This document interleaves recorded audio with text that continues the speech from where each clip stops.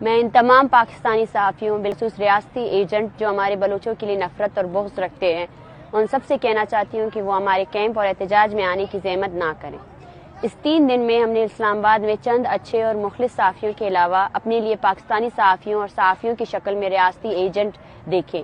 ان میں بلوچوں کے لیے صرف نفرت پایا جاتا ہے اور ایک مخصوص ایجنڈے کے تحت وہ آ کر ہمارے احتجاج میں ان ماؤں اور چھوٹے بچوں کی آواز بننے اور اپنا صحافتی فرض کو پورا کرنے کے بجائے وہ یہاں آ کر ہمارے زخموں پر نمک پاشی کرتے ہیں اور ہمارے احتجاج کو سبوتاش کرنے کی کوشش کرتے ہیں۔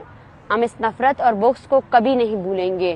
ہم پہلے سمجھتے تھے کہ صرف یہاں کی انتظامیہ اور ہمارے لیے نفرت اور بغض رکھتی ہے۔ ہمیں اندازہ نہیں تھا کہ اسلام آباد میں صحافت جیسے مقدس پیشے سے تعلق رکھنے والے لوگ بھی بلوچوں کے لیے اس قدر نفرت رکھتے ہیں۔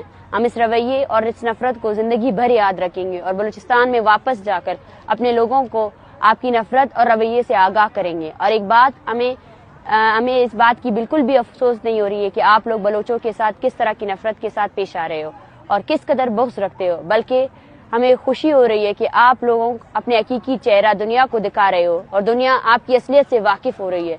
آخر میں ہم واضح اعلان کرتے ہیں کہ اسلام آباد میں موجود مخلص اور حقیقی مہینوں میں صحافیوں کے علاوہ بلوچوں سے نفرت رکھنے والے صحافی اور ریاستی ایجنٹ نما صحافی ہمارے احتجاج میں آنے کی زحمت نہ کرے۔ Thank you.